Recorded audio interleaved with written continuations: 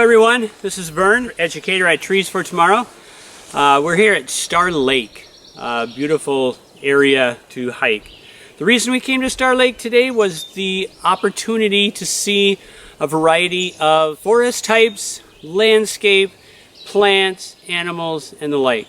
As we go through our trip today, we'll stop and point out a couple of those interesting facts, features, and forest types as we go. Hope you enjoy.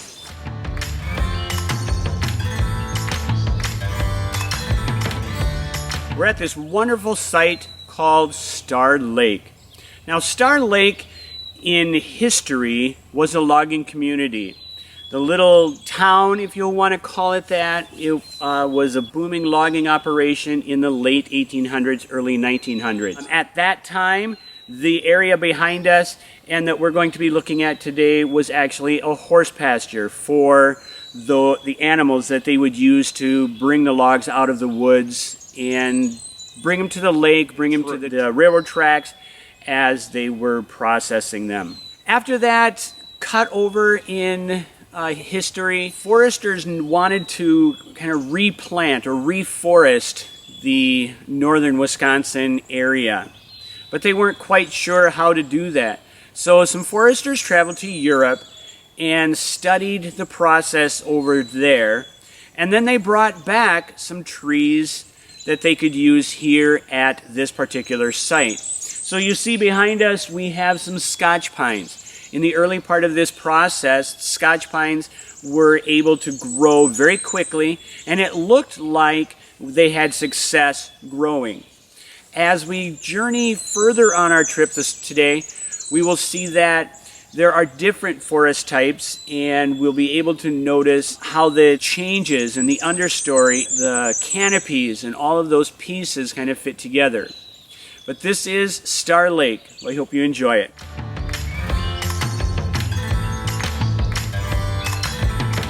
Okay, well, welcome back.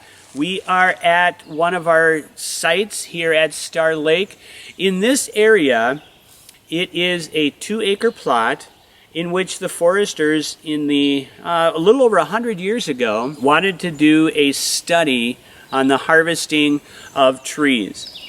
The area that we're standing in was a thinned area. We happen to have red pines that we could look at from a thin standpoint to an unthinned area and see the result. To thin it is to harvest lumber out of an area. So you can see that crown of the trees much better, fuller.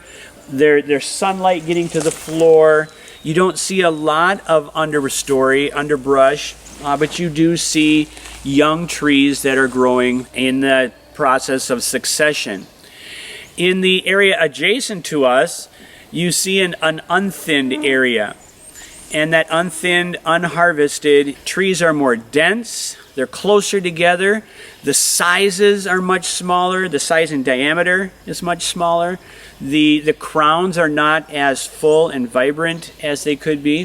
So from a harvest standpoint or from a lumber production standpoint, there is a benefit to thinning or harvesting lumber.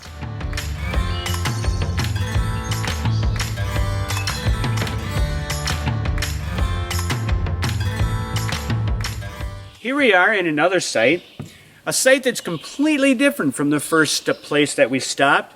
This is a bog-like area. If you look at the forest types around here, the trees, the plants that make it kind of unique, you can see sphagnum moss, which is the mat that would cover the water. Growing out of that sphagnum moss, you're going to find plants like leatherleaf, or Labrador tea.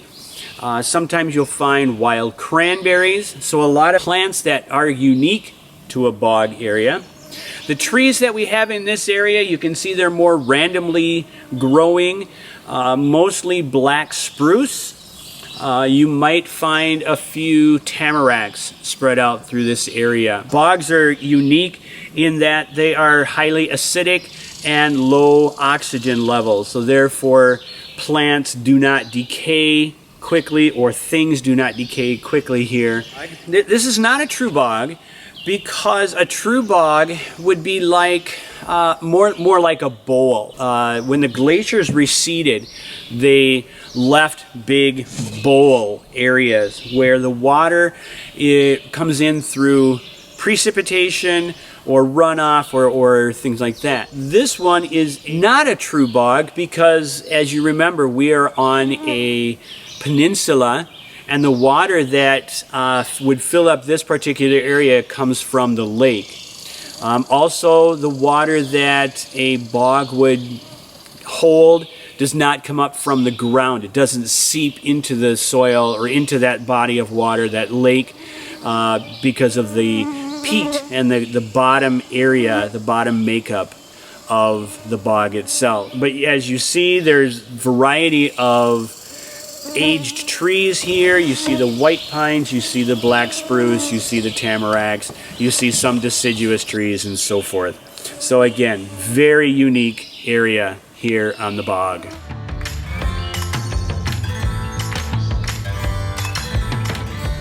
All right, here we are along the trail. You can see on the side of us, the lake is here. Star Lake is about 1,219 acres, so that's a pretty good sized lake. There's some unique information about it. So Star Lake is considered a drainage lake, and what that means is there is a stream into it and a stream out of it. So the water comes from runoff and flowing water through the body of the lake itself. Along the trail, as you might see, we can see different types of forest and tree types. I'm standing beside a northern white cedar, and it's got kind of a unique stringy bark, long sections to it, so on. It's also got kind of a unique leaf. It's a fan-like needle formation, and they like to be along the water. Talking about the water again, Star Lake is a drainage lake, and it also is what's considered two-story lake. And by that we mean that it has stratifications or layers. And because of those layers, that allows for a wide variety of fish species. So there are muskellunge, northerns, large and smallmouth bass found in here. There are panfish also found in here. So again, a wide variety of fish species, warm and cold water fish. So as we look at the lake, it's a very clear lake, and that's partly due to the makeup of the substrate. When we look at the substrate of the lake, it is composed of 75% sand, 10% rock, 10% gravel, 5% muck. So again, that gives us our very clear lake and good for recreation, sport fishing, and ultimately enjoying. So an advantage of having a permanent lake body around the Star Lake island or peninsula is the diversity of animals and wildlife or insects that you might find. As you see, we have signs of beaver, we see loons, a variety of birds call this home, insects, pollinators, dragonflies, all of those creatures that rely on clean, clear water use Star Lake as their home.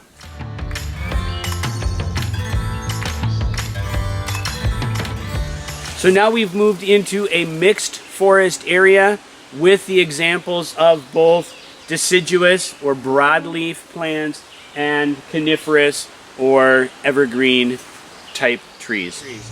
We'd like to take a look and help you identify a coniferous tree. Now by coniferous we mean that they grow from seeds, and those seeds are found in cones, thus the name coniferous. The leaves of a coniferous tree are really in the form of needles. Not all coniferous trees or evergreen trees have the same needle shape, size, layout, and so forth. So let's take a look at them. Behind me is the balsam fir. The balsam fir, if you take a look at it, is flat if you pull off a needle and you try to roll it between your fingers, it's flat. It doesn't move. It doesn't roll. A little closer look. So the flat needles. So on a fir, you can kind of remember it as flat, friendly firs. Another kind of needled tree is the spruce. Now in this area, most of our spruce trees are black spruce. They like that wet areas. Sometimes you'll find a white spruce, which I have an example of. The spruce tree, if you pull a needle off and you try to roll it between your fingers, you'll notice that it rolls pretty easy. It's kind of square in shape. If you were able to cut it apart or dissect it, you'd be able to see that it's more square shaped. So a way to remember spruce is square, spiky spruce. And again, if you touch it, you feel it, there is kind of a spike to it. A third type of evergreen or coniferous tree are pines. Now pines, you think of ponytails, so that the needles or leaves come off in bundles. The one I have here today is a white pine. They are in bundles of 5 commonly.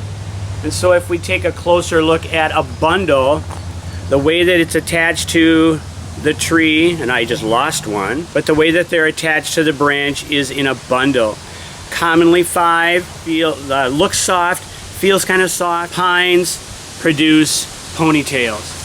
So there you have the coniferous trees and ways of identifying them. We have to battle the mosquitoes while we're out here, but now we've moved to a part that's a little more deciduous. And by a deciduous tree, we know that those are the ones with leaves and the variety of leaf shapes. Deciduous trees we know are hardwoods.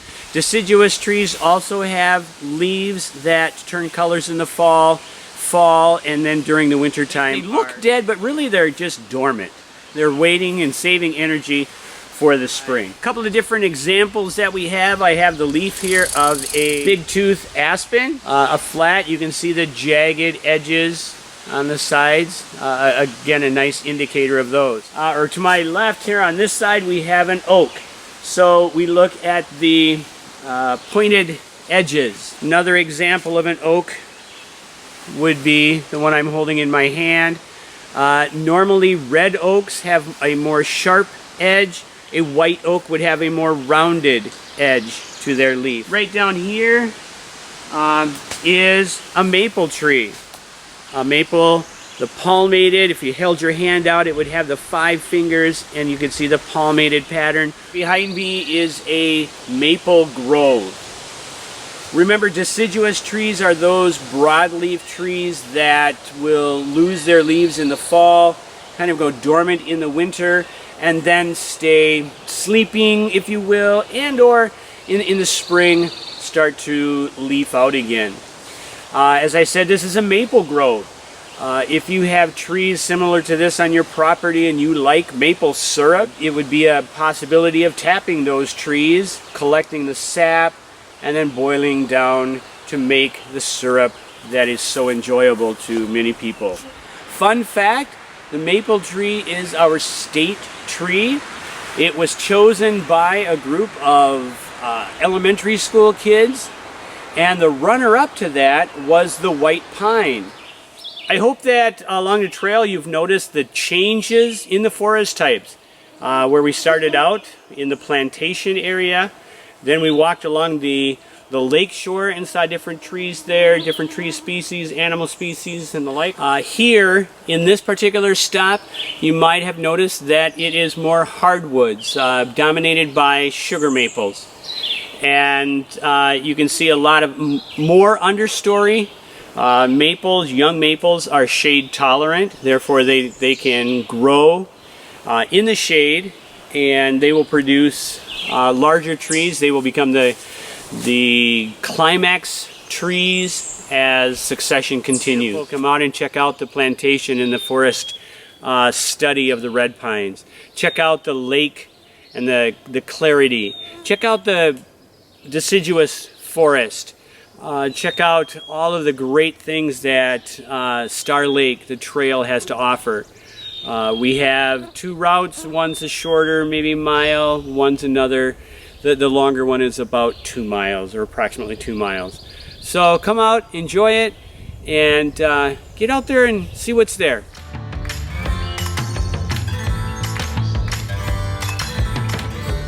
I hope you enjoyed today's program. Trees for Tomorrow is a nonprofit natural resources specialty school. We were founded in 1944 as a reforestation effort by the pulp and paper industry. Today our focus is about educating the next generation about sustainability and our role as stewards of our natural resources.